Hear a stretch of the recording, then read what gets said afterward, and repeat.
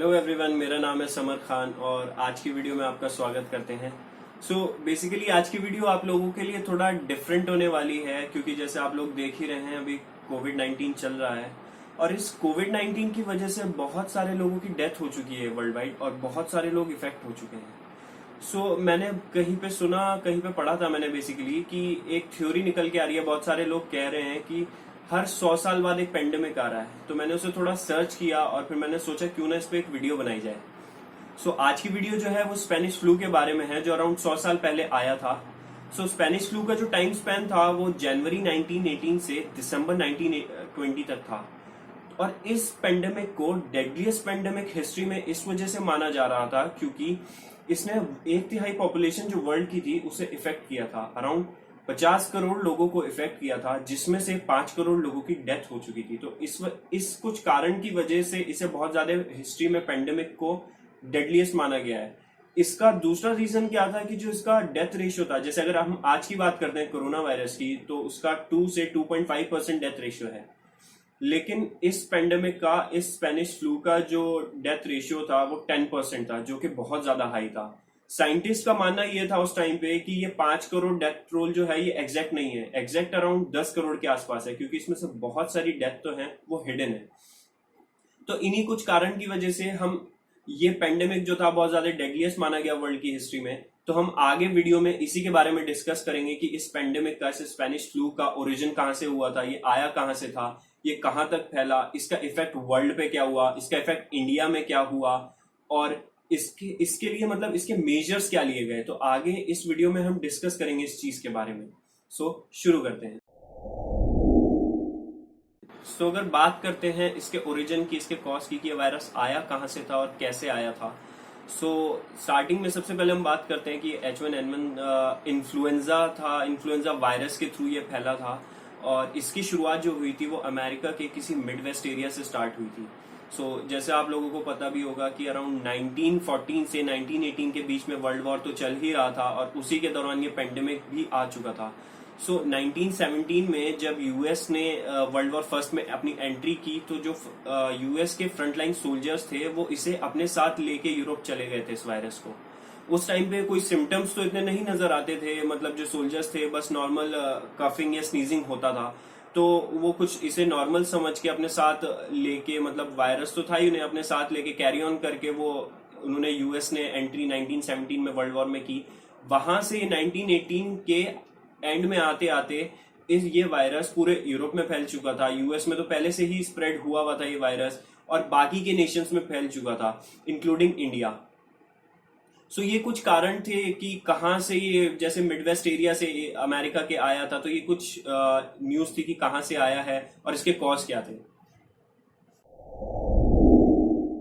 अगर हम बात करें कि ये पेंडेमिक जो था इसका नाम स्पेनिश फ्लू कैसे पड़ा, जबकि ये अमेरिका के किसी एरिया, मिडवेस्ट एरिया से स्टार्ट हुआ था। तो बात कुछ ऐसी है कि अगर स्टार्ट करें हम पिछले, क्योंकि वर्ल्ड वॉर फर्स्ट चल ही रहा था उस टाइम पे 1914 से 1918 के बीच, तो उस टाइम पे बहुत सारी कंट्रीज ने मीडिया पे बैन लगा दिया था, मीडिया सेंसरशिप लगा दी थी ताकि कोई फेक न्यूज स्प्रेड ना हो सके। और उसी टाइम के आसपास जो स्पेन था वो न्यूट्रल था, तो वो ब्रॉडकास्टिंग कर ही रहा था इन सब चीज की। तो जब सबसे पहली बार वहां पे आउटब्रेक हुआ तो लोगों को जब पता चला कि किसी, और साइंटिस्ट को, डॉक्टर्स को, कि मतलब किसी वायरस की वजह से, किसी वायरस के आउटब्रेक की वजह से यहाँ पे डेथ बहुत ज्यादा हो रही है, डेथ रोल ज्यादा हो रहा है, तो इस वजह से सबसे पहली बार इसका नाम स्पेनिश फ्लू रख दिया गया। तो ये वजह थी कि रीजन बिहाइंड कि स्पेनिश फ्लू का नाम कैसे पड़ा इस पेंडेमिक का, जबकि ये स्टार्ट तो हुआ था किसी अमेरिका के एरिया से।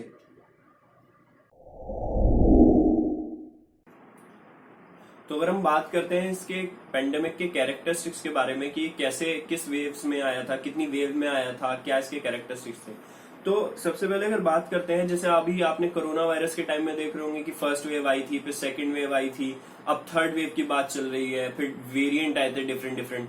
तो इसका कुछ कैरेक्टरिस्टिक्स था। तो ये जो पेंडेमिक था जब 1918 में स्टार्ट हुआ तो ये एक्चुअली में ये तो 3 फेज में आया था, लेकिन जो बहुत डेडलीस्ट थे वो फर्स्ट 2 फेजेस थे इसके। जो जिसमें फर्स्ट वेव जो आई थी वो ओल्डर पीपल्स को इफेक्ट करी थी, जिनका एज ग्रुप 45 प्लस था, मतलब 45, 50, 60, 65 जो अबव थे, इन लोगों को बहुत ज्यादा इफेक्ट कर रहा था। लेकिन इफेक्ट के अलावा इसका जो डेथ ट्रोल था, वो एक तरीके से जो डेथ रेशियो था, वो अगर 1000 लोग इफेक्ट हो रहे हैं तो 1000 में से 5 लोगों की ही डेथ हो रही थी उस टाइम पे, फर्स्ट वेव में। लेकिन अगर बात करी जाए सेकंड वेव, अराउंड 1918 के एंड में आते आते और 1919 की शुरुआत में आते आते जब सेकंड वेव स्टार्ट हुई, तो सेकंड वेव का जो इफेक्ट था वो अराउंड जो 20 से 30 साल के एज ग्रुप के जो लोग थे उनको इफेक्ट कर रहा था। और ये उस टाइम पे बहुत ज्यादा डेडलीस्ट था, क्योंकि यंग पीपल्स इफेक्ट हो रहे थे इस चीज से। और जो उनका डेथ रेशियो था एक तरीके से, वो अराउंड अगर 1000 लोग इफेक्ट हो रहे हैं तो उसमें से 25 लोगों की डेथ हो रही है, और ये बहुत ज्यादा हाई था। तो ये कुछ इसके कैरेक्टरिस्टिक्स थे। बात करते हैं इसके इफेक्ट की, वर्ल्ड पे इसका क्या इफेक्ट हुआ, फिर बाद में बात करेंगे हम इसी वीडियो में आगे कि इंडिया पे इसका क्या इफेक्ट हुआ। तो मैंने कुछ कंपैरिजन किए हैं कि कितना डेडलीस्ट पेंडेमिक था। तो मैंने सबसे पहला जो मेरा कंपैरिजन है वो 14th सेंचुरी के ब्लैक डेथ प्लेग से है। उस टाइम पे 14th सेंचुरी में प्लेग से अराउंड 1/3 पॉपुलेशन जो थी वर्ल्ड की, वो उसकी डेथ हो चुकी थी। अगर हम बात करें 20th सेंचुरी 1918 में स्पेनिश फ्लू की, तो अराउंड इसने एक ही साल में इतने लोगों की डेथ कर दी थी जितना 100 साल में प्लेग ने की थी। सेकंड मेरा जो कंपैरिजन है वो वर्ल्ड वॉर फर्स्ट से है। वर्ल्ड वॉर फर्स्ट में, जब वर्ल्ड वॉर फर्स्ट 1914 से 1918 तक चल रहा था, तो उस टाइम पे रिकॉर्ड्स जो आए तो उसने बताया अराउंड की 4 करोड़ लोगों की डेथ हो चुकी है। लेकिन अगर हम डेडलीस्ट की बात करें, जो जैसे डॉक्टर्स ने भी बोला था, तो अराउंड स्पेनिश फ्लू ने ही 5 करोड़ लोगों की जान ले ली थी उस टाइम पे। तो ये वर्ल्ड वॉर फर्स्ट से भी ज्यादा घातक माना जा रहा था, डेडलीस्ट माना जा रहा था। थर्ड जो मेरा कंपैरिजन था वो रिसेंटली 2009 में जो आउटब्रेक हुआ था स्वाइन फ्लू का, उससे मेरा कंपैरिजन है। उस टाइम पे अराउंड 2 लाख लोगों की डेथ हुई थी, और उस टाइम पे जो वर्ल्ड की पॉपुलेशन थी वो 7 बिलियन थी। लेकिन अगर हम बात करते हैं स्पेनिश फ्लू की, तो स्पेनिश फ्लू ने 5 करोड़ लोगों की जान ली थी, और उस टाइम पे जो वर्ल्ड की पॉपुलेशन थी वो बहुत कम थी, 1.8 बिलियन। फिर उसके बाद अगर हम देखते हैं आगे की, जहां से ये आउटब्रेक हुआ था अमेरिका से, अमेरिका में इसका क्या इफेक्ट हुआ। अमेरिका की एक सिटी फिलाडेल्फिया में मेयर ने एक परेड ऑर्गेनाइज कराई। डॉक्टर्स ने बहुत मना किया कि आप परेड मत कराइए, अभी ये पेंडेमिक बहुत ज्यादा फैल रहा है, बहुत ज्यादा इफेक्ट कर रहा है लोगों को। तो बेसिकली जो परेड थी, वो जो मेयर ने कराई थी, वो परेड फंड रेजिंग थी। जो यूएस में, जब यूएस ने एंट्री 1917 में की, तो उसके लिए फंड रेजिंग परेड थी वो। तो उस परेड को अराउंड 2 लाख लोगों ने अटेंड किया था, जिसमें से नेक्स्ट ही वीक, अटेंड के बाद ही नेक्स्ट ही वीक जब ये आउटब्रेक फैलना शुरू हुआ, तो अराउंड अगले ही हफ्ते 2600 लोगों की डेथ हो गई थी। और जितने 2 लाख लोगों ने जिन्होंने अटेंड किया था, उसमें से मोस्टली पीपल अफेक्ट हो चुके थे इस चीज से। और इसी का कारण था, इसी की वजह से 5% जो यूएस की पॉपुलेशन थी उनकी डेथ हो गई। अराउंड 6,75,000 लोगों की डेथ हो चुकी थी। तो ये कुछ इफेक्ट था वर्ल्ड में। आगे हम वीडियो में बात करेंगे कि इसका इफेक्ट इंडिया में क्या रहा। 1918 में जब सोल्जर्स वापस आ रहे थे, तो बॉम्बे पोर्ट से जब सोल्जर्स वापस आए, तो वो अपने साथ ये फ्लू लेके आए। इसे सबसे पहली बार 1918 में जब ये बॉम्बे पोर्ट से आउटब्रेक हुआ इंडिया में, तो इसे बॉम्बे फीवर 1918 भी बोला गया। इस फ्लू की वजह से अराउंड 10 से 20 मिलियन लोगों की डेथ हुई थी इंडिया में, जो कि अराउंड 1 से 2 करोड़ बैठता है। ग्लोबली अगर हम बात करते हैं, तो ग्लोबली 20 से 25% डेथ तो इंडिया में ही हो गई थी। और इसके पीछे जो रीजन था, वो रीजन खाली एक ही था, क्योंकि उस टाइम पे कॉलोनियल सरकार थी इंडिया में। और इसकी वजह से ये क्या करते थे, ये अपने आप पे ज्यादा फोकस करते थे, इंडिया के हेल्थ सेक्टर पे बिल्कुल फोकस नहीं था। तो ये इफेक्ट था इंडिया पे इस पेंडेमिक का। आगे हम वीडियो में बात करेंगे कि इसमें इसका हाई, इतना ज्यादा डेथ रेशियो इतना हाई क्यों था इस पेंडेमिक का, इतना ज्यादा फर्टेलिटी रेट क्यों था।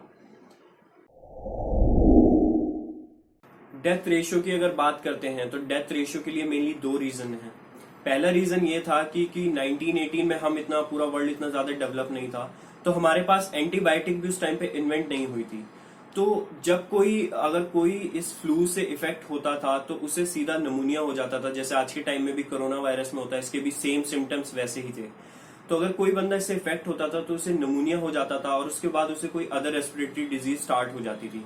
तो एंटीबायोटिक ना मिलने की वजह से उस पर्सन की डेथ हो जाती थी। तो फर्स्ट रीजन जो था वो हाई डेथ रेशियो का, वो ये वजह थी कि एंटीबायोटिक ना मिलने की वजह से डेथ हो जाती थी। सेकेंड जो था वो हमारा सेकेंडरी इन्फेक्शन है। अगर इंसान को मतलब अगर किसी इंसान को पहले से ही कोई बीमारी चलती हुई आ रही थी और उसे फिर इस वायरस ने भी इफेक्ट कर दिया, तो उस वजह से, और एंटीबायोटिक तो हमारे पास पहले से ही नहीं इन्वेंट है, नहीं ना थी, ना हमारे पास अवेलेबल ही नहीं थी, तो इस वजह से भी लोगों की बहुत ज्यादा डेथ हो रही थी। तो हाई डेथ रेशियो खाली इसी वजह से था। आगे हम बात करते हैं कि इसके क्या मेजर्स लिए गए आज के टाइम में, इसके कैसे मेजर्स, जैसे हमने कोविड-19 में देख रहे हैं क्या मेजर्स थे, तो बात आगे हम वीडियो में बात करेंगे कि इस उस टाइम पे क्या मेजर्स लिए गए, क्या प्रिकॉशंस लिए गए थे इस वायरस के। मेजर्स में कुछ ज्यादा डिफरेंस नहीं है। जैसे अगर हम आज कोविड की बात करते हैं तो कोविड में हमने जो प्रिकॉशंस लिए हैं, घर पे रहना, आइसोलेशन, वही सब सेम चीजें उस टाइम पे भी थी। उस टाइम पे स्कूल्स को शट डाउन कर दिया गया था, थिएटर्स को क्लोज कर दिया गया था, ट्रैवलिंग पे बैन लगा दिया गया था, एक कंट्री से दूसरी कंट्री पे जाने पे बैन लगा दिया गया था।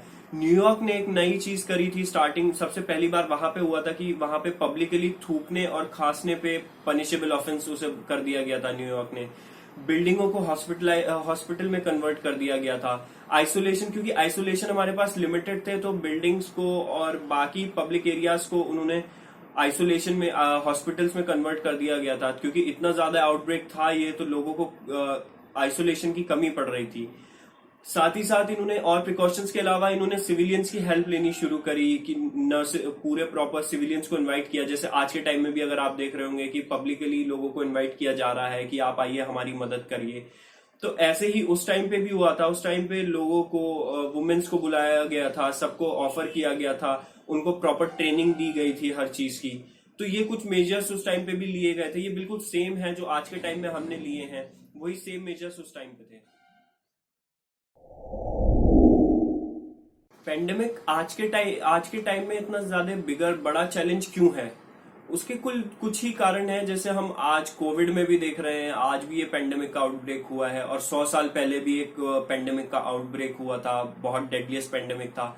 तो इसके कुछ कारण है, कुछ थोड़े बहुत ही कारण है। जैसे अगर मैं बताना चाहता हूँ और चैलेंज क्यों है वो इसलिए, क्योंकि आज के टाइम में कनेक्टिविटी है और ईज ऑफ ट्रेवलिंग बहुत ज्यादा हो गया है, कि मतलब आज के टाइम पे लोग आसानी से इधर से उधर जा सकते हैं। अगर एग्जाम्पल लीजिए, अगर मुझे ही आज कोई सिम्टम है, मुझे ही आज लगता है कि मुझे कोई फ्लू है, कोविड-19 है, मुझे कोरोना है, बट मुझे कोई ऐसा सिम्टम्स नहीं नजर आ रहे हैं, बट मुझे है, लेकिन मुझे नहीं नजर आ रहे हैं, लेकिन मैं उस सिम्टम्स को लेके किसी और, मैं कहीं ट्रैवल करता हूँ, तो वो सिम्टम्स मैं किसी और को पास आउट कर सकता हूँ।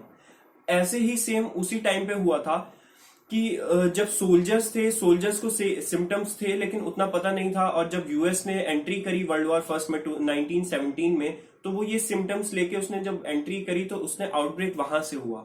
और जब सोल्जर्स, फिर जो कुछ घायल सोल्जर्स थे जो मतलब वाउंडेड थे, वो जब अपने घर पे वापस आए तो वो वहां से ये पेंडेमिक को, ये फ्लू को लेके अपने घर आए, वहां पे इन्होंने आउटब्रेक किया।